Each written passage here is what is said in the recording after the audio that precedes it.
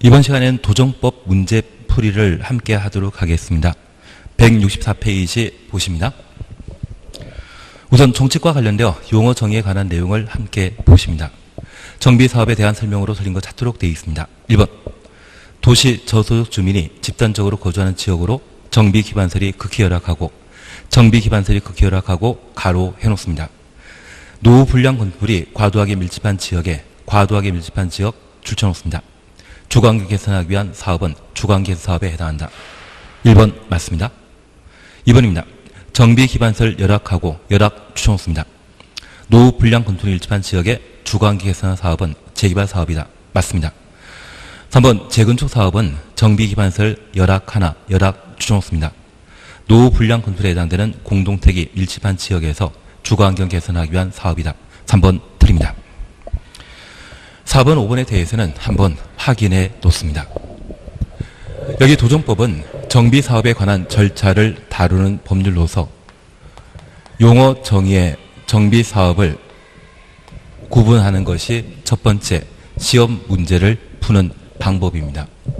현재 정비사업은 주거환경 개선 사업과 재개발 사업, 재건축 사업으로 각각 구분하고 있는데 주거환경 개선 사업이 이루어지는 것은 주로 달동 내이고 재개발 사업은 단독택과 다주택이 밀집한 지역입니다.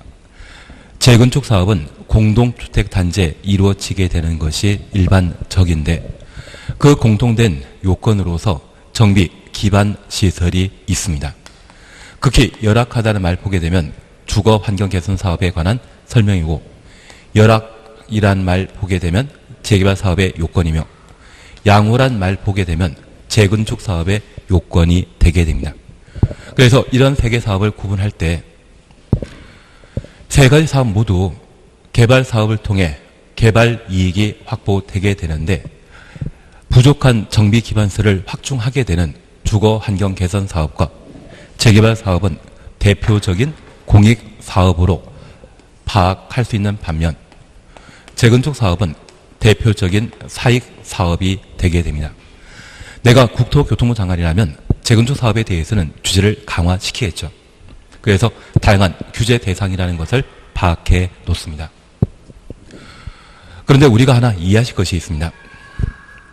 이 재개발 사업을 시행하고자 하나 그 개발 이익이 열악한 정비 기반설 확충하는데 부족하다고 하면 주민들에게 부담금이라는 게 발생하게 됩니다. 그러한 부담금이 지나치면 이 재개발 사업이 무산되는 경우가 있습니다. 그럴 때 단독택과 다세대 주택은 놔두고 정비 기반설과 공동이용시설을 확충하는 사업을 시행하는 경우가 있습니다. 그러한 사업을 법에서는 주거환경 개선 사업이라 표현합니다. 그래서 주거환경 사업은 달동네 지형에 시하는 정비사업과 재개발 사업 등이 무산되어 단독택, 다세대택은 놔두고 정비기반설과 공동이용시설만 확충한 사업이 진행될 수 있는데 이것도 주거환경 개선 사업이라 표현하게 됩니다. 그러면 이러한 네 가지 사업은 모두 주거지역에 이루어지는데 도시지역에는 상업지역과 공업지역이 존재합니다. 이런 상업지역, 공업지역에도 노후 불량 건축물이 만들어질 수 있고 그 노후 불량 건축물을 그냥 내버려 두게 되면 빈민가로 바뀔 수 있습니다. 그래서 이 이 상업지역과 공업지역을 대상으로 실시하는 정비사업이 있다면 그 정비사업은 재개발 사업으로서 도시 환경을 개선하기 위한 사업으로 표현하게 됩니다. 그래서 상업적, 공업적 시하는 정비사업이 있다면 걔를 재개발 사업이란다. 그래서 총 5가지 형태의 정비사업을 3개 정비사업으로 현재 구분하고 있는 최근 개정된 도정법의 정비사업을 파악해 줘야 됩니다. 그래서 1번은 아주 중요한 내용으로 꼭 한번 확인해 놓습니다. 그리고 2번입니다. 용어에 관한 설명을 틀린 것 찾도록 되어 있습니다. 1번 주관계수 사업에 대한 설명입니다. 2번입니다. 도시미관 저해하거나 노후화된 건축물로서 준공된 후 30년 이상 범위에서 조례가 정하는 기간이 지난 건축물은 노후 불량 건축물에 해당한다. 이때 노후 불량 건축물에 대한 개념 정의에는 20년 이상 30년 범위 조례가 정하는 기간이 지난 건축물을 노후 불량 건축물로 정의하게 됩니다. 우리 시험에서는 최근 조례에 관한 규정을 배제하고 시험 문제가 만들어지고 있습니다. 그래서 노후 불량 건축물에 관한 사안을 자주 시험엔 내지 않지만 우리가 기본적으로 노후 불량 건축물과 관련되어 건축물의 준공 이후 20년 경과라는 말과 30년 경과 그리고 40년 경과라는 말을 우리가 각각 볼 수 있습니다. 특별히 20년 경과는 일반 건축물은 준공검사 사용 승인 이후 20년 경과되면 감가상각 제도에 따라 그 가치가 0이 되어버립니다. 그러한 것들은 모두 노후 불량 건축물이고 아파트와 연립주택인 경우에는 준공 후 30년 지나야 재건축 사업을 할 수 있다는 이야기를 들어본 적 있을 겁니다. 그리고 여기 40년은 건축물을 이용함에 있어서 40년 동안 사용할 때 여러 가지 보수, 보강 공사가 이루어지고 그 보수, 보강 비용이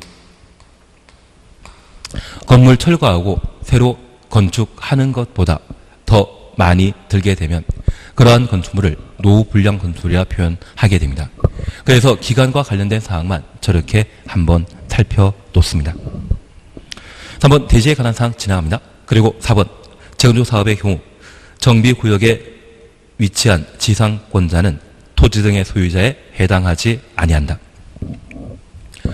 우리 시험에서는 정비기반설에 관한 사항과 공동이용설에 관한 사항을 자주 시험에 내고 있습니다.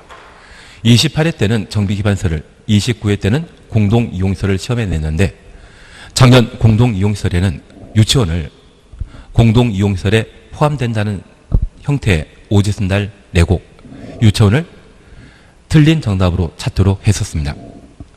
주택법상 복리설에는 유치원이란 개념이 포함되지만 정비사업을 통한 공동이용시설 범위에는 유치원은 교육기관으로 분류하여 공동이용시설 범위에서 제외시킵니다.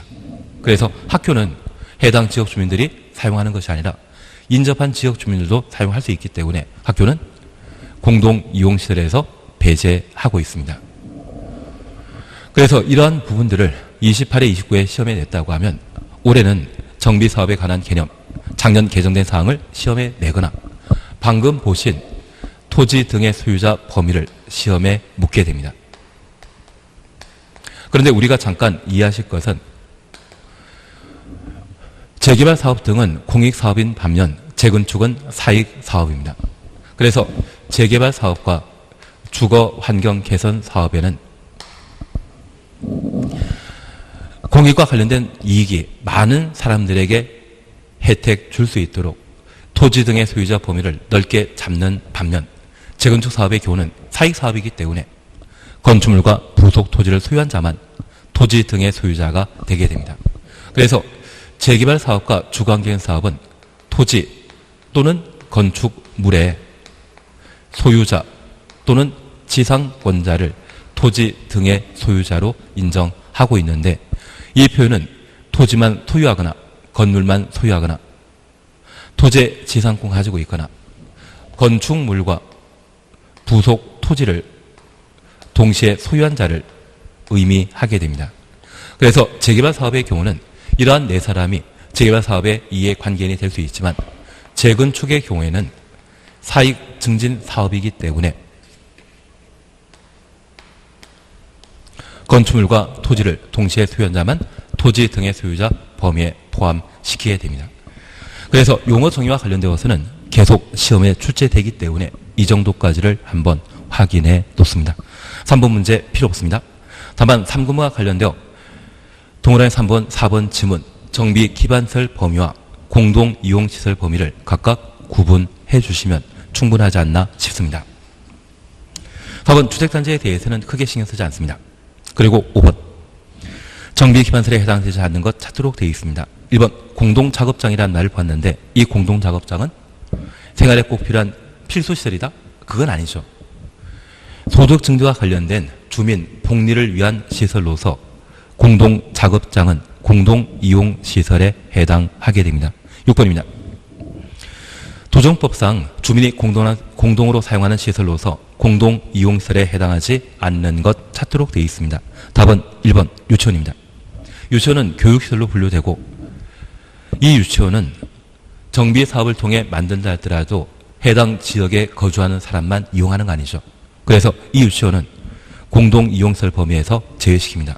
다만 우리가 주택법 공부할 때 복리설에는 유치원이 포함되는 것으로 각각 분류해 주십니다. 7번 정관 그냥 지나십니다. 8번 토지 등의 소유자는 앞서 우리 정리하셨던 내용들 위주로 내용을 살펴놓습니다. 이제 168페이지 정비기본계획 함께 보십니다. 여기 정비사업은 정비사업 절차에 관한 내용을 아주 중요한 시험거리로 삼고 있습니다. 현재 정비사업은 3단계 절차로 이루어지게 되는데 그중에 정비기본계획이라는 것이 있습니다. 이 정비기본계획은 특정 도시의 장기적 정비사업 방향을 제시하는 행정계획을 정비기본계획이라 하고 이 정비기본계획에서는 정비사업을 시행할 수 있는 정비예정구역 지정과 정비예정구역별 정비계획 수립 시기를 주된 내용으로 삼고 있습니다. 정비기본계획에 정한 정비예정구역의 정비계획 수립 시기가 도래하게 되면 이 정비기본계획을 토대로 정비사업을 시행할 수 있는 정비구역을 지정 고시하고 이 정비구역에는 정비구역마다 정비계획을 따로 수립하게 됩니다. 서울 같은 경우는 정비구역이 800개가 있습니다. 그 800개 정비구역마다 각각 정비사업과 관련된 정비계획이 따로 마련되어 있는데 가끔 TV신문에 나오게 되는 잠실 5단지, 잠호 단지에 대한 재건축 사업이 이루어지게 되면 50층 아파트로 재건축한다는 이야기가 있습니다. 그래서 사람이 주택 소유를 많이 하고 있는 강남 같은 경우는 저 재건축하게 되면 35층 아니면 50층까지 규모를 크게 하는 경우가 있습니다. 대신 서울 외곽 또는 사람들이 찾지 않는 곳이라고 하면 그렇게 높은 건물을 지을 필요 없죠. 심지어 김포공항이라고 하는 것이 서울에 존재하기 때문에 공항 주변에는 고도 제한에 걸려 지나치게 높은 아파트를 재건축하는 게 곤란할 겁니다. 그래서 서울이라고 하는 전체 도시 중에 어디에 정비 사업하게 되면 고층 아파트 만들 것인지 어디에 저층 아파트를 만들 것인지 그 배치에 관한 밀도에 관한 계획을 다루는 것이 정비 기본 계획이라면 정비구역마다 정비 사업하게 되었을 때 구체적인 건물의 규모를 제시해주는 행정계획이 있다면 그것을 정비계획이라 표현합니다. 여기 정비기본계획은 우리 시험에 자주 출제하고 있습니다. 정비계획과 정비구역은 최근 개정된 사항이 존재하는데 그 개정된 사항 위주로 조금 부분적인 부분들을 살펴놓는 게 필요합니다. 그리고 이쪽은 숫자가 워낙 다양하게 나오기 때문에 그 숫자를 모두 외우고 경미한 사항을 정리하는 것은 좀 불가능합니다. 그래서 시험에 자주 출제되는 것, 그리고 우리가 쉽게 만들 수 있는 것, 맞출 수 있는 것, 그것 위주로 정리하는 게 필요합니다. 그래서 도정법은 출제되는 문제가 6문항인데 우리가 잘 공부하면 용어 정의와 관련된 출제 문제 하나 해결할 수 있고 자주 출제되는 정비기본계획에 관한 문제 하나 맞출 수 있을 겁니다. 여기 정비계획과 정비구역에 있어서는 가장 기본적인 것만 함께 해놓습니다. 최근 도정법을 개정하여 정비구역 지정할 수 있는 자를 특광시군으로 개정했습니다. 3년 전까지만 하더라도 정비구역 지정권자는 시도지사 대도시장이었는데 지방 분권이 강화되면서 도지사가 가지고 있던 정비구역 지정권을 시장 군수가 행사할 수 있도록 법이 개정되었습니다. 그래서 정비구역은 특광시군이 정비구역 지정권자이고, 정비계획은 결정권자는 특광시군인데 저 정비계획을 위반하는 자는 시, 군, 구청장입니다.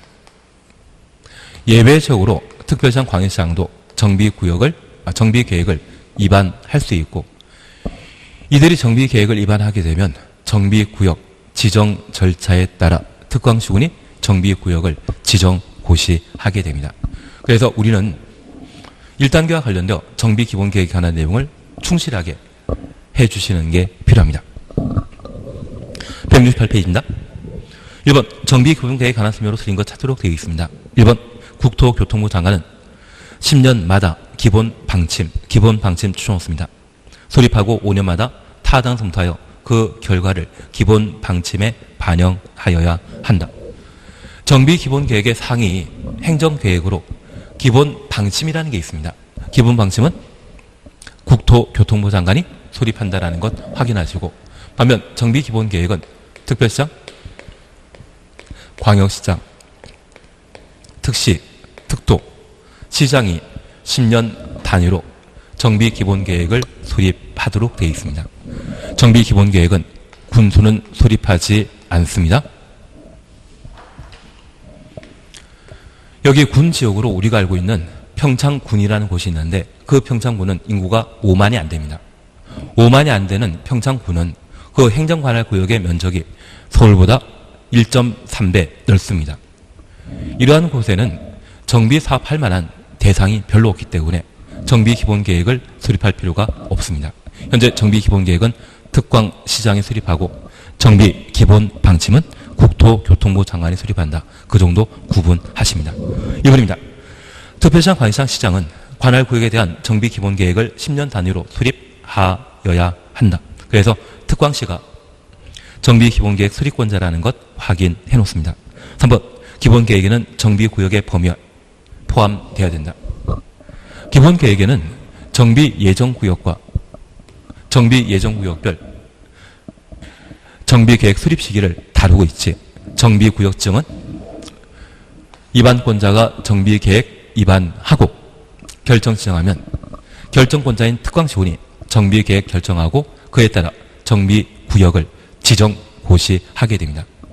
그래서 이 정비구역 지정은 정비계획과 관계된 사항에 다루어지는 것이지 기본계획 내용은 못 된다라는 것을 확인해 놓습니다. 4번입니다. 특별시장, 광역시장, 시장은 기본계획에 대해 5년마다 타당성 여부 검토하고 그 결과를 기본계획에 반영하여야 한다. 그러면 우리가 잠깐 구분하실 것은 정비기본계획의 수립권자가 타당성 검토하고 그 정비기본계획을 개선해야 될 겁니다. 그래서 이 정비기본계획은 국토교통부 장관 도의사는 타당성 검토하지 않고 정비기본계획 수립한 특광시가 5년마다 수립한다라는 것 확인해 놓습니다. 5번 정비기본계획 수립권자는 정비기본계획 수립한 때 국토교통부 장관에게 보고하도록 되어 있습니다. 그래서 우리 정비기본계획 수립권자인 시장 동원해 놓으시고 정비기본계획 수립하면 국토교통부 장관에게 보고한다. 이 말로 하면 맞습니다. 통상 우리는 행정청과 관련되어 계급이 정해져 있기 때문에 시장이 직접 장관 만난 일 없습니다. 도의사 거치도록 되어 있지만 이 정비기본계획만큼은 시장이 정비기본계획 수립하면 국토교통부 장관에게 보고한다라는 것 살펴놓습니다. 그래서 답을 1번으로 해놓습니다. 2번 정비기본계획 내용에 관한 사항으로 크게 신경 쓰지 않습니다. 답은 2번인데 정비구역의 계략적 범위, 정비구역이 아니라 정비예정구역에 관한 사항을 기본계획에 다룬다는 것 확인해 놓습니다. 그리고 4번 보게 되면 건폐율, 용적률 등에 관한 건축물의 밀도 계획. 그러면 우리 이렇게 다시 한번 알아놓습니다. 건폐율, 용적률은 정비계획에서 건폐율, 용적률 최대 한도를 구체적으로 결정하고 있는데 정비기본계획에서는 밀도에 관한 계획을 다룹니다. 그래서 서울 같은 경우는 도심이라 분류는 중부 생활권과 서울을 4조각 내서 동북 생활권, 동남 생활권, 이 동남 생활권이 강남 상구가 존재하는 곳입니다. 그리고 서남, 서북 생활권을 각각 두게 되는데 특별히 주택 수요가 많은 동남 생활권의 경우에는 특별히 정비사업과 관련된 고층 건물 만들도록 건설 용적률에 대한 밀도를 높게 책정한 반면 그 외곽 지역의 경우에는 주택 수요가 부족하고 주택 수요가 거의 없고 그렇다고 하면 이쪽에는 아파트 많이 만드는 것보다 생활에 필요한 다양한 기반시설 설치하는 것을 좀 더 중요하게 생각할 수 있습니다. 그래서 서울이라고 하는 도시 전체에 걸쳐 어디에 고층 건물 만들고 어디에 충분한 기반시설 만들 것인지 건설 용적률에 대한 밀도에 관한 계획을 정비기본계획에 다룹니다. 그래서 밀도 계획은 정비계획 내용이 아니라 기본계획 내용이라는 것 기억하시고 건설 용적률 이것은 정비계획 내용이 되길 겁니다. 그래서 2번 동그라미 2번을 틀린 정답으로 해놓으시면 됩니다. 3번 기본계획 하나 설명을 틀린 거 찾도록 되어 있습니다. 1. 도지사가 대도시가 아닌 시로서 정비기본계획 수립할 필요 없다 인정하는 시에 대해서는 기본계획 수립하지 아니할 수 있다. 대도시 시의 경우에는 반드시 기본계획 수립하도록 되어 있지만 도에 속한 시인 경우에는 기본계획 수립이 필요 없다 인정하면 기본계획 수립을 생략할 수 있습니다. 2번입니다. 특광은 기본계획 수립하거나 변경하려면 국토교통부 장관에게 시장은 도지사의 승인 받아야 된다. 시장은 도지사의 승인 받도록 되어 있지만 특광에 수립한 기본계획은 직접 확정 짓는 것이고 장관에게 보고만 하면 되지 따로 승인받을 필요 없습니다. 그래서 2번 틀린 지문으로 파악해 놓습니다. 도에 속해 있는 시장만 도지사의 승인 받도록 되어 있다. 만약 대도시장이 정비기본계획 수립하면 도지사 승인 받을 필요 없습니다. 대도시장과 도지사는 동등한 권한을 인정하기 때문에 대도시장이 수립한 정비기본계획은 따로 승인받을 필요 없습니다. 답을 2번으로 해놓습니다. 3번은 최근 기출문제 잘 들어진 내용인데 한번 확인해 놓습니다. 기본계획의 생활권 설정 줄쳐 놓습니다. 서울은 800개 정비구역이 있는데 이 서울을 5대 생활권으로 현재 구분하고 있습니다. 이 5대 생활권으로 구분하게 되면 정비 예정구역을 따로 지정할 필요 없거든요. 사실 우리가 정비 예정구역이 어디인지 그리고 저 정비 예정구역마다 언제쯤 정비계획 수립하고 정비구역 지정할 것인지 알게 되면 저곳에 투자할 수 있죠. 그런 투기를 방지할 목적으로 최근 법을 개정하여 생활권 설정을 정비기본계획에 반영하게 되면 정비예정구역과 정비예정구역별 정비계획 수립 시기에 관한 내용을 생략할 수 있습니다. 그래서 생활권 설정하게 되면 한 줄 밑에 정비예정구역의 계략적 범위와 단계별 정비사업 추진 계획을 생략할 수 있다. 3번은 최근 기출문제로서 한번 확인하십니다. 4번, 5번 그냥 지나가십니다. 다만 제가 하나 알려드릴 게 있습니다.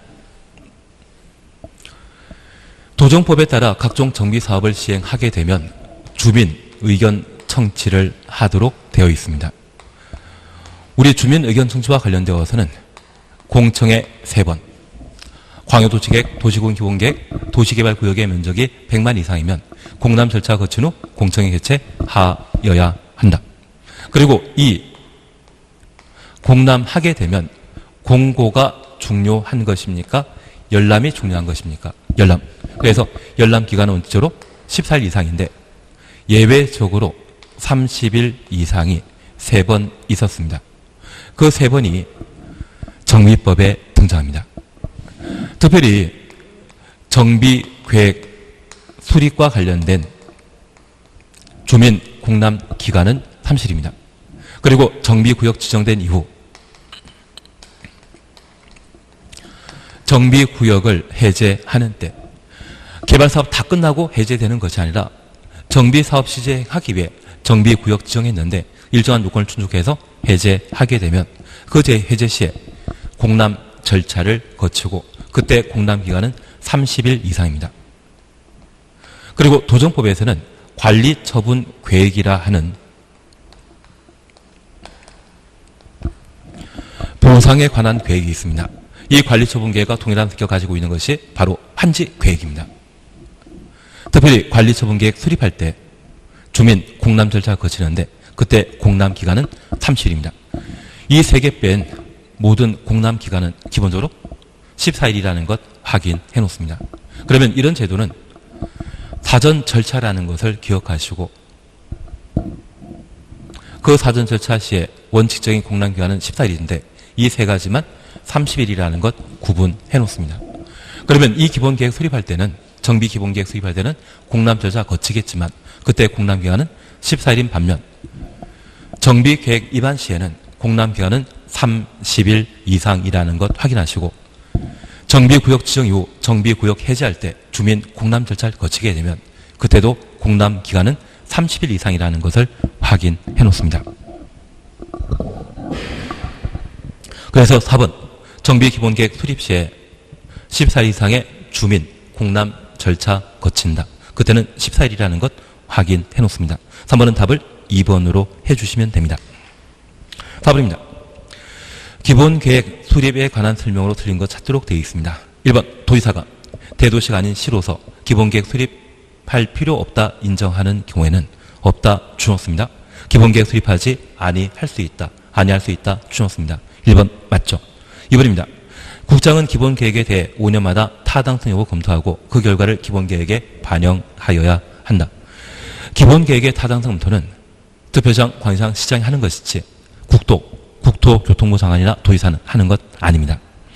3번 14일 주민 공람 기간 그리고 4번은 기본계획 내용인데 저 기본계획 내용에 대해서는 이 지문보다는 정비예정구역, 정비예정구역별 정비계획 수립 시기 그리고 생활권 설정, 건폐율 용적률에 대한 밀도에 관한 계획 이 세 가지를 좀 기억하고 계십니다. 그리고 5번입니다.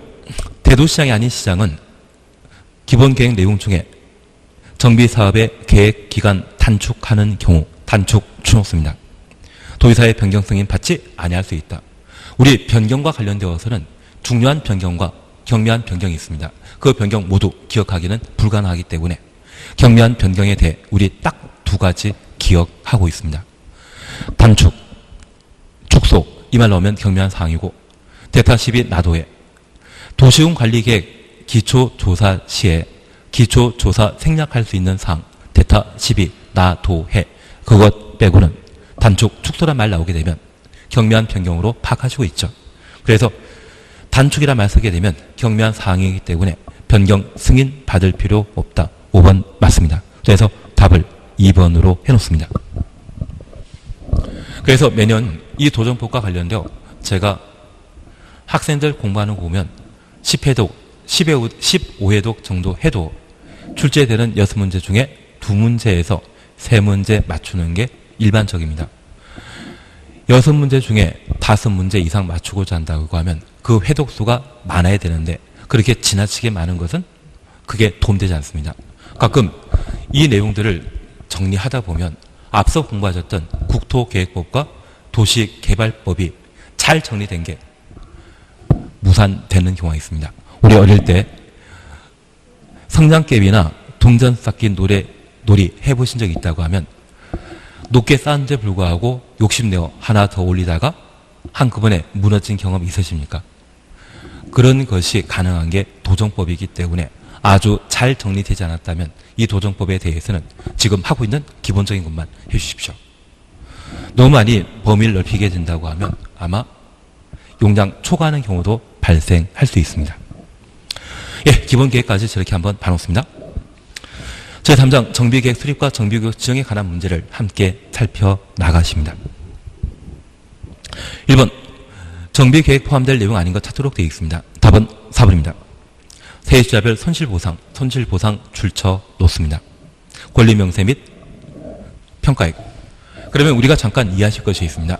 현재 도정법은 3단계 절차로 이루어지게 되는데 이 정비구역 지정 이후 정비구역 지정 이후 2단계로 정비사업 시행자는 정비사업과 관련된 사업 시행 계획을 작성하고 시장 군수 등에게 인가받고 고시함으로써 정비 사업을 시행하게 됩니다. 이 사업 시행 계획 인가고시가 개발법의 실시계획, 건축법의 건축허가, 주택법의 사업 계획 승인이 되게 됩니다. 내가 살 집 만들고자 한다면 건축허가 받아야 되죠. 정비사업 시행자가 정비사업 하고자 한다면 사업시행계획 인가를 받도록 되어 있습니다. 그러면 이 사업시행계획은 개발계획이다, 보상에 관한 계획이다. 개발계획입니다. 그리고 이 사업시행계획 인가고시 이후 관리처분계획을 수립하고 시군구청장, 시장, 군수 등에게 인가받고 고시하여 정비사업 시행하게 되면 정비사업 공사가 모두 완료되었을 때 소유권 이전 고시하고 그 다음날 정비구역 지정은 정비사업 완료로 해제되게 됩니다. 다만 이 소유권 이전 고시와 관련되어 이 소유권 이전 고시까지 종전 토지에 관한 건축물에 관한 권리를 가지고 있는 자, 그래서 종전 10평짜리 아파트 가지고 있는 자가 다음날 30평 아파트를 취득하게 되면 이것이 사후 현물 보상 형태의 공용 판권이 됩니다. 그러면 종전 10평짜리 아파트 소유권은 계속 유지한다? 소멸해야 된다. 소멸해야 되죠. 그래서 이전 고시상해에는 권리 소멸, 다음날엔 권리 발생한다라는 거 기억하시는데 저 이전 고시와 관련된 정비사업 절차와 관계된 행정계획으로 관리처분계획이 있습니다. 이 관리처분계획은 개발계획이 아닌 사후 현물 보상에 관한 계획으로 이 관리처분계획에서는 세입자에 대한 손실 보상에 관한 내용을 다루지만 사업시행계획과 정비계획, 정비기본계획에는 정비사업과 관련된 개발계획입니다. 그런데 이 각종 개발사업과 관련되어 여러 가지 문제가 발생하게 되면 그 발생될 문제에 대해 대책 마련하도록 되어 있거든요. 그래서 세입자에 대한 손실보상에 대한 대책, 세입자에 대한 주거안정 대책, 이 대책이라는 말 쓰게 되면 개발계획 내용이 됩니다. 대신 손실보상이라는 말만 달랑 나와 있다면 그때는 보상에 관한 계획, 관리처분계획 내용이 돼야 됩니다. 그래서 지금 4번의 세입자별 손실보상을 위한 권리명세와 그 평가에 이것은 관리처분계획 내용이지 정비계획 내용이 아닙니다. 나머지 사항들은 개발계획에 관한 사항으로 충분히 정비계획 내용이 되게 됩니다. 이번 정비계획 입안과 정비구역 지정에 관한 사항으로 가장 기본적인 사항이기 때문에 한번 확인하고 지나가십니다. 구청장 등은 정비계획 입안한다. 특별시장 관할시장에게 정비구역 지정 신청하여야 한다. 그래서 특별시 광역시에 속해 있는 구청장, 군수는 정비계획 입안권자이지 정비구역 지정권자 아니다. 그걸 확인해 뒀습니다. 2번입니다. 특별시장, 광역시장, 시장, 군수는 기본계획 적합한 범위 내 정비계획 결정하여 정비구역 지정할 수 있다. 본문에 관한 사항 옳습니다. 맞습니다. 가로 속에 광역시의 군수 포함한다. 이 광역시의 군수는 도시를 책임지고 있는 광역시장이 정비구역 지정권자이기 때문에 군수는 따로 정비구역 지정할 수 없습니다. 도에 속해 있는 시장, 군수인 때는 정비구역 지정할 수 있지만 광역시에 속해 있는 군수, 그래서 인천에는 강화군, 옹진군이 있습니다. 그 강화군수와 옹진군수는 정비구역 지정권자가 아닙니다. 그래서 2번 틀린 정답으로 해놓습니다. 3번입니다. 정비구역 지정권자는 정비구역 지정 위에 직접 정비계획 입안할 수 있다. 그래서 입안권자는 주로 시, 군, 구청장이지만 특별시장, 광역시장도 예외적으로 정비계획 입안할 수 있다는 것 확인해 놓습니다. 4번입니다. 지정권자는 천재지변 주놓습니다. 긴급하게 정비사업 시행하는 경우 기본계획 수립하거나 변경하지 아니하고 정비구역 지정할 수 있다. 그래서 천재지변은 지정권자가 기본계획 수립하지 않고 정비구역 지정할 수 있는 요건이라는 것 확인해 놓습니다. 그러면 우리 이렇게 잠깐 이해하십니다. 서울의 5대 생활권 중에 최근 3년 내에 많은 아파트를 새로 신축한 장소가 있다고 하면 이곳에는 정비 기본계획 아예 수립하지 않거나 또는 30년, 40년 뒤에 정비 사업하겠다고 예정할 수 있을 겁니다. 그런데 이곳에 갑자기 지진이 발생해서 최근 1, 2년에 지은 아파트가 모두 무너져버렸다고 하면 그 복구 공사를 위한 정비구역 지정할 필요 있죠. 만약 그런 경우는 정비 기본 계획과 관계없이 천재지변에 따라 정비사업 하기 위한 정비구역 지정할 수 있다는 이야기입니다. 추신 이해시겠습니까? 그래서 4번 천재지변과 관련되어 기본계획 수립 변경하지 않고 정비구역 지정할 수 있다. 그 정도 확인해 놓습니다. 5번 정비구역 범위에 관한 사항으로 그냥 한번 봐놓습니다. 그리고 3번 그냥 지나십니다. 여기 정비계획 제한과 관련되어서는 우리 이렇게만 하나 문제 풀고 지나십니다. 바로 5번입니다. 위반 제한이 있는 경우 제한일부터 1개월, 1개월이 아니라 60일입니다. 정비계획 반영 여부를 제한자에 통보하고 부득이한 사유 있는 경우 한 차례 1개월 연장할 수 있다. 1개월이 아니라 30일 연장할 수 있습니다. 우리가 공부하는 국토계획법과 개발법, 정비법에서는 각종 제한 제도를 각각 마련하고 있습니다. 국토계획법상 제한하게 되면 도시군관리계획 위반 여부를 45일 이내 통보하고 이래 30일 범위 내 기간 연장할 수 있습니다. 그리고 개발법에서는 도시개발구역 지정 제한하면 수용 여부를 1개월 내 통보하고 1개월 연장할 수 있습니다. 그리고 정비법상 정비계획 위반을 제한하게 되면 60일 내 수용 여부 통보하고 30일 범위 내 기간 연장할 수 있습니다. 그래서 같은 제한이랄지라도 법마다 그 처리 절차, 처리 기간이 서로 달라진다는 것 정도만 확인해 놓습니다. 4번 그냥 지나갑니다. 5번 그냥 지나갑니다. 그리고 6번 행위제한에 관한 문제 그냥 지나가십니다. 다만 이 행위제한과 관련되어 올해 개정된 게 있는데 이 개정된 게 10월 24일 날 시행합니다. 우리 시험은 며칠? 26일. 그래서 26일 날 시험 보는데 이틀 전에 개정된 내용을 전 지금까지 시험한 적 못 봤습니다. 10월 달에 시험 보게 되면 8월 달에 개정된 것은 시험에 나올 만하거든요. 그런데 이틀 전에 시험 개정된 거 시험에 나온다? 아직 저는 못 봤습니다. 다만 노파심에 우리 7번 문제 한번 확인해 놓습니다. 정비법령상 허가받지 않고 정비구역에 할 수 있는 행위 찾도록 되어 있는데 답은 1번입니다. 기존 건축물 붕괴 등의 안전사고 우려 있는 경우 해당 건축물의 안전조치에 관한 행위. 그래서 붕괴 등의 안전사고 우려 있을 때 붕괴되지 말라고 안전조치 취한 것은 허가 없이 그냥 할 수 있다. 그렇게 구분해 놓습니다. 그래서 시군구청장에 허가받지 않고 시군구청장에 허가받지 않고 정비구역 할 수 있는 것 바로 1번 붕괴 등의 안전사고 우려 있는 경우 건축에 대한 안전조치는 허가 없이 그냥 할 수 있다. 그리고 경작 위한 토지 형태 변경 이런 거 들어본 적 있습니다. 그런 것만 하나 확인해 놓습니다. 8번 정비 예정구역과 관련된 규제에 관한 사항인데 그냥 지나가십니다. 그리고 9번 정비 구역 해제에 관한 문제입니다. 여기 정비구역 해제는 사실 올해 개정되어 시험에 나올 법도 한데 워낙 복잡하고 다른 부분과 충돌되는 내용이 꽤 많습니다. 그래서 이게 만만치는 않습니다. 그래서 여기 정비구역 해제는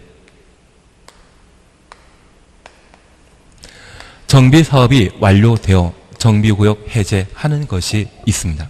바로 이전 고지 다음 날 해제한다. 그런 것 있고 이 정비사업이 무산되는 경우가 있습니다. 그럴 때 특별한 요건을 갖추었을 때 반드시 정비구역 해제해야 하는 것과 일정한 요건을 갖추었을 때 정비구역 해제할 수 있는 것으로 각각 구분하고 있습니다. 다만 이 상황이 워낙 케이스가 많기 때문에 이걸 다 일일이 외우기는 힘들 것 같습니다. 그래서 우리는 하나만을 정리해 놓습니다. 얘는 버리고 얘를 하나 살펴주시는 게 필요한 것 같습니다. 여기 필수적 정비구역 해제와 관련되어 정비 예정구역을 지정하고 저 정비 예정구역별 정비계획 수립 시기가 도래했는데 3년 지나도록 정비구역 지정하지 않았다고 하면 정비 예정구역 해제하여야 합니다. 그리고 재건축 사업과 재개발 사업의 경우 공통된 정비구역 해제 사유로서 2.3이 있습니다. 그리고 재개발 사업과 관련되어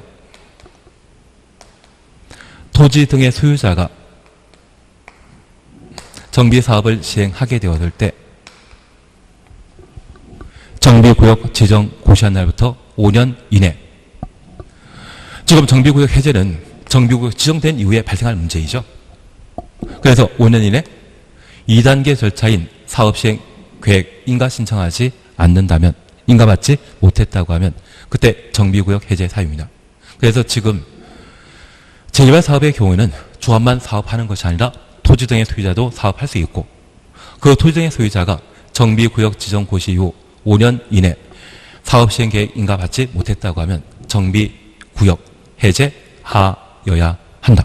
그리고 재건축 사업과 재개발 사업이 조합이 사업 시행하게 되었을 때 정비구역 지정 고시 후 2년 내 추진위원회 승인 신청하지 않거나 추진위원회 없이 정비사업하게 되면 정비구역 지정 고시 1부터 3년 내 조합 설립 인가 신청하지 아니한 경우, 추진위원회가 2년 내 조합 설립 인가 받지 못하는 경우, 그리고 조합이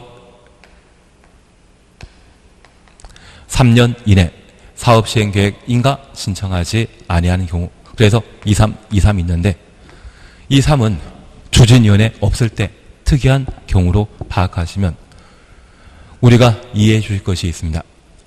재건축 재개발 사업을 조합을 설립해서 사업하고자 한다면 제일 먼저 만드는 게 뭐다? 추진위원회이고, 저 추진위원회가 정비구역 안에 일정한 토지 등의 소유자 동의 받아 조합을 설립하게 되면 저 조합이 2단계 마지막 절차인 사업시행 계획을 인가받도록 되어 있습니다. 그 순서에 따라 정비구역 지정 고시부터 몇 년? 2년. 추진위원회 만들어지부터 2년. 그리고 조합 설립 인가받은 날부터 3년 내 각각의 절차를 진행하지 못한다고 하면 정비구역 필수적 해제 사유라는 것을 하나 파악해 놓습니다. 그래서 그에 관한 문제만 우리가 함께 보십니다. 그래서 지금 구분에 관한 문제는 해제할 수 있는 경우로서 이 부분은 일단 버리십니다. 그리고 우리 10번 지나가시고 11번을 잠깐 보십니다. 10번을 보십니다. 10번 보십니다. 1번, 2번은 버리십니다. 1번, 2번은 버리십니다. 하지 말고 2번, 3번입니다. 조합에 의한 재개발 사업에서 토지 등의 소유자가 정비구역으로 지정 고시된 날부터 2년 되는 날까지 추진위원회 승인 신청하지 아니한 경우 필수적 정비구역 해제 사유라는 것 확인하십니다. 그리고 4번, 정비 예정구역에서 정비기본계획에 정한 정비구역 지정 예정일부터 3년 되는 날까지 정비구역 지정 신청하지 아니한 경우, 그래서 정비 예정구역 해제 사유로 3년. 그리고 5번입니다. 재개발 사업을 토지 등의 소유자 시행하는 경우, 이 재개발 사업은 토지 등의 소유자가 20명 미만인 경우는 조합 설립하지 않고 토지 등의 소유자가 직접 정비사업 할 수 있습니다.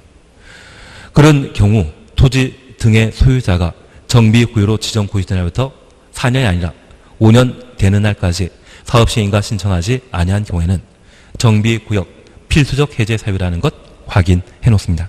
11번 버립니다. 12번 안 합니다. 13번 함께 보십니다.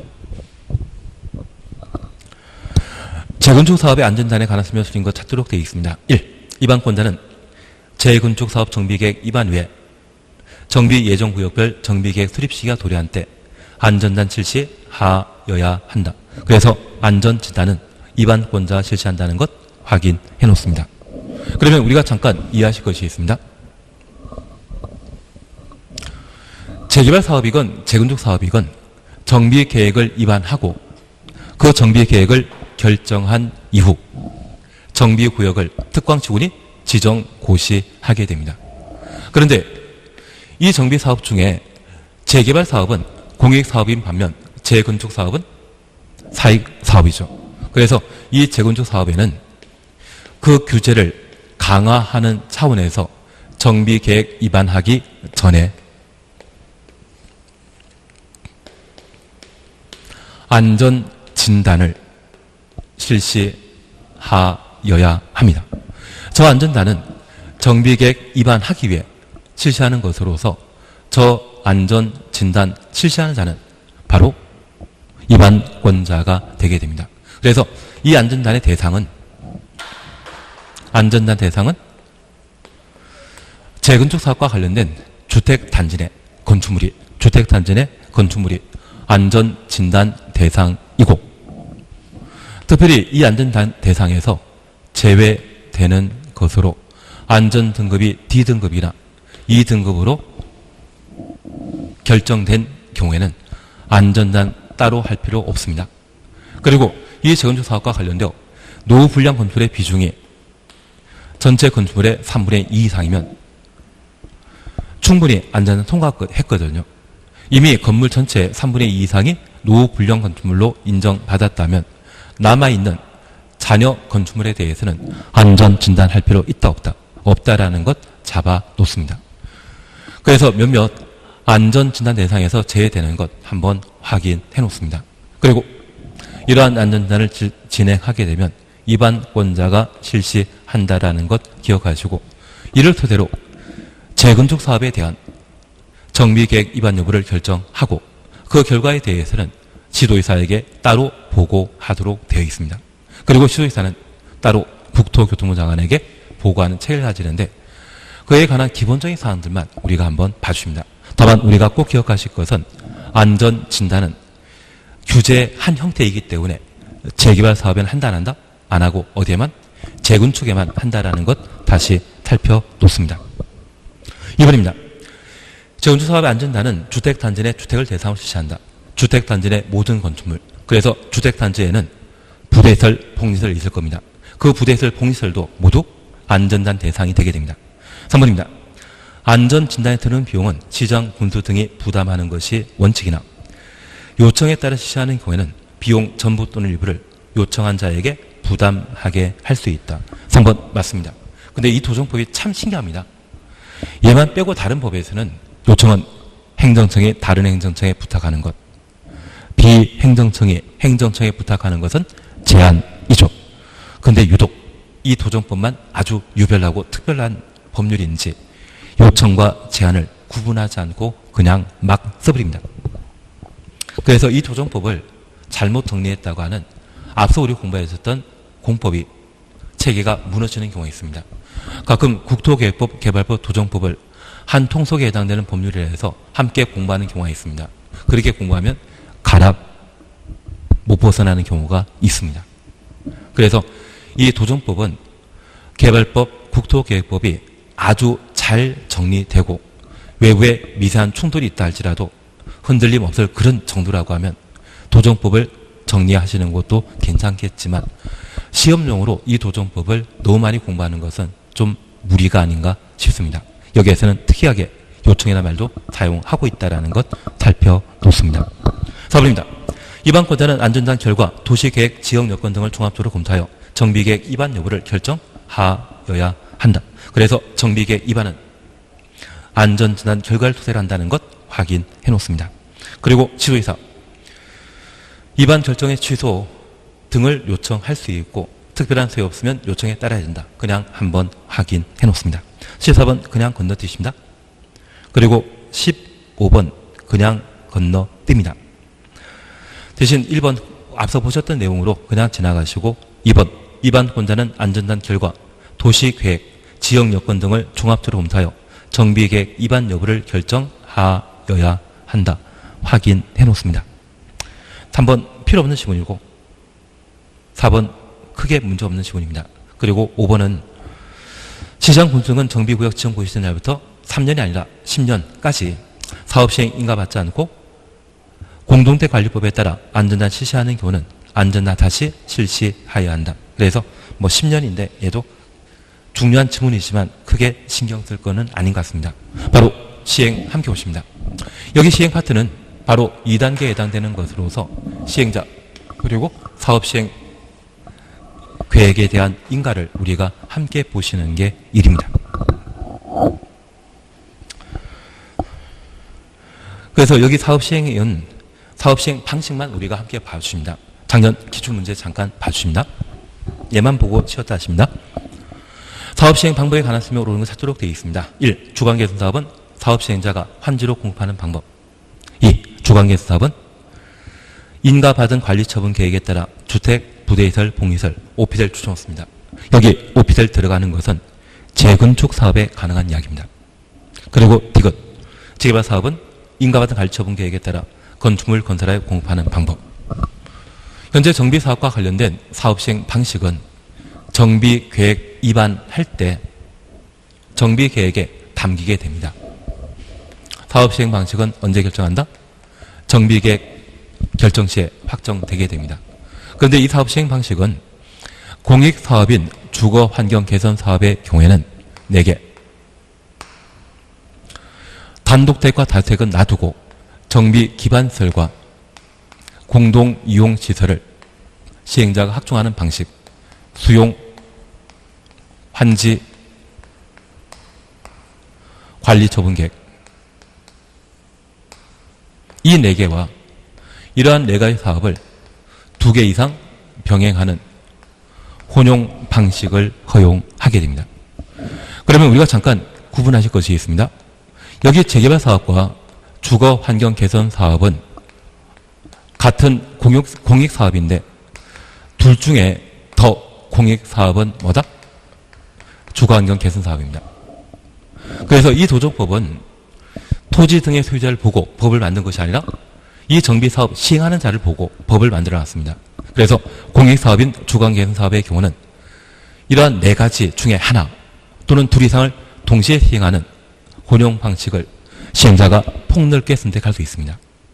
반면에 이 재개발 사업의 경우는 재건축 사업보다는 그래도 공익사업이기 때문에 관리처분계획 방식 또는 환지 방식의 선택권을 시행자에게 인정합니다. 반면 재건축 사업은 공익사업이다, 사익사업이다, 사익사업입니다. 그래서 사업 시행자에게 오직 관리처분 계획만을 강요하고 있습니다. 덕분에 우리 이 정비사업이 최근 주도권은 시행자가 가지고 있다? 토지 등의 소유자, 조합원이 가지고 있다. 조합원이 가지고 있습니다.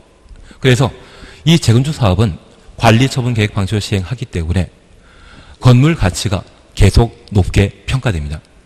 만약 이 재개발 사업을 환지 방식으로 시행하게 되면 준공후 20년 지난 건축물에 대해서는 감가상각에 따라 그 재산 가치가 0이 되어버리는데 재건축 사업의 대상이 되는 아파트는 지어진 지 40년 되다 할지라도 계속 높은 가치를 유지하는 경우가 있습니다. 서울의 대치동의 은마 아파트라는 곳이 있는데 얘가 79년도에 만들어졌습니다. 이것 만들어질 때 부실공사라는 이야기 참 많았었거든요. 그래서 이 아파트한테 들어가는 것을 참 꺼렸던 적이 있습니다. 외벽 마감 재료가 툭툭 떨어져서 주차시켜놨던 차량에 떨어지는 경우 있었거든요. 사람 지나가다 맞으면 다치죠. 대신 여기 상가 있는데 얘는 맛집이 참 많습니다. 떡집도 맛있고 김밥집도 맛있고 하여튼 맛있는 거 많았습니다. 그런데 이게 79년도에 만들어졌을 때 30평 아파트의 분양 가격이 2,100만 원이었습니다. 그리고 27평 아파트는 1,900만 원이었는데 저 31평 아파트가 올해 20억 찍었다 하더라고요. 거의 100배 가격 오른 것 같습니다. 이것은 저 재건축 사업의 사업 시행 방식이 유일한 사업 시행 방식이 관리처분 계획이기 때문입니다.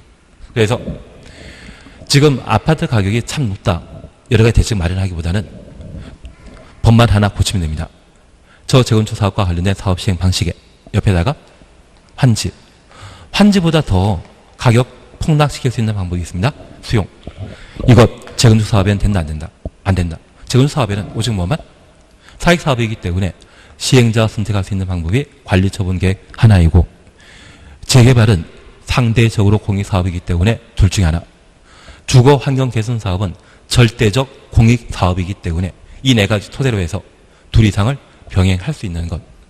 이러한 사업 시행 방식의 선택권을 시행자에게 인정하고 있다는 것 확인해 놓습니다.